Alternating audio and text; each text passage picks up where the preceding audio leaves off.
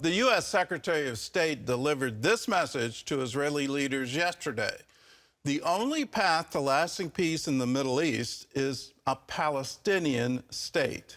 Secretary Blinken did stand in full support of Israel against charges of genocide. He called out South Africa for their meritless and galling accusations. CBN Middle East correspondent Julie Stahl has more. Secretary of State Blinken met with Israeli Prime Minister Benjamin Netanyahu and military leaders to discuss what he says is needed for regional peace. As I told the Prime Minister, every partner that I met on this trip said that they're ready to support a lasting solution that ends the long-running cycle of violence and ensures Israel's security. But they underscored that this can only come through a regional approach that includes a pathway to a Palestinian state. Israeli leaders did not publicly respond, but they're opposed to a Palestinian state. Blinken stood with the Jewish state against South Africa's claim to the International Court of Justice that Israel is committing genocide. Moreover, the charge of genocide is meritless. It's particularly galling, given that those who are attacking Israel, Hamas, Hezbollah, the Houthis, as well as their supporter Iran, continue to openly call for the annihilation of Israel and the mass murder of Jews. He also said Palestinian civilians should be allowed to return to northern Gaza when the time is right and not pressured to leave. Israel says there needs to be major changes in Gaza after Hamas is dealt with, including the United Nations Relief and Works Agency, or UNRWA. UNRWA is an organization of the United Nations that is a complete cover-up for Hamas activities, okay, and terrorist activities. Hamas has taken over this organization.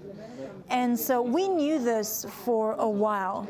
But now, after the 7th of October, we have to take their masks off and tell the world what UNRWA is doing. Knesset member Sharon Haskell convened a meeting of the caucus to reform UNRWA on Tuesday. They are inciting and educating children to violence and hatred.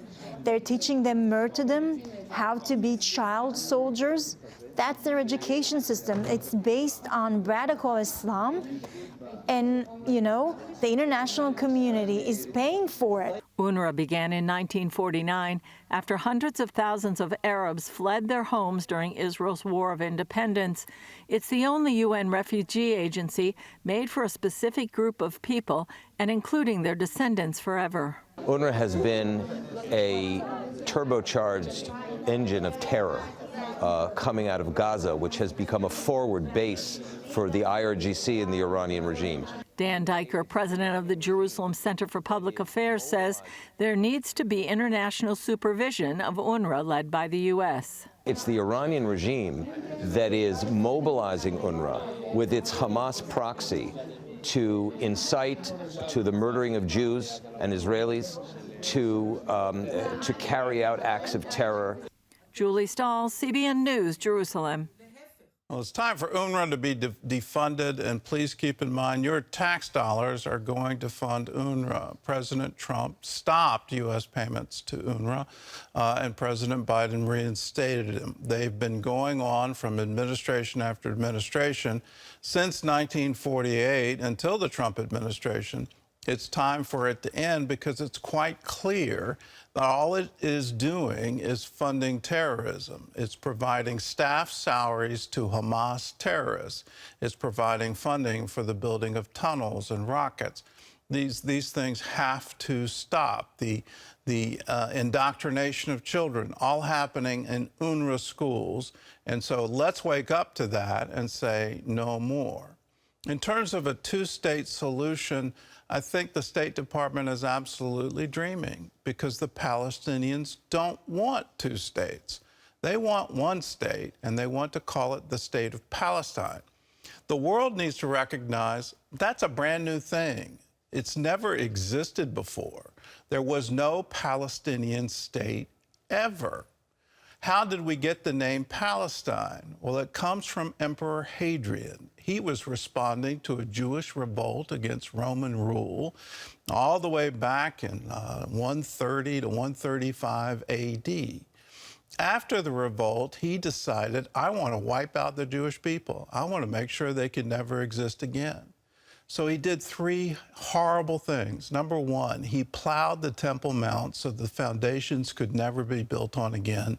There could never be another Jewish temple in Jerusalem.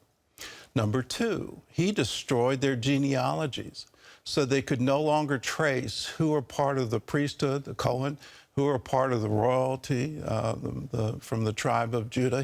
He intentionally wanted to wipe out their history, so he destroyed the genealogies. And then third, he renamed the country. So it would no longer be called Israel. He chose the term Syria Palestina, and he particularly took Palestina from the Philistines, the traditional enemies of Israel. That's the real history here, and anything else is some kind of invented fiction. To call Israeli citizens somehow colonizers from Europe, that they don't have any traditional ties to the land, the Jewish population hasn't existed, is absolute fiction. But that's what the Palestinians teach their children. And they teach their children, we want to be free from the river to the sea. That means Israel wiped off the map.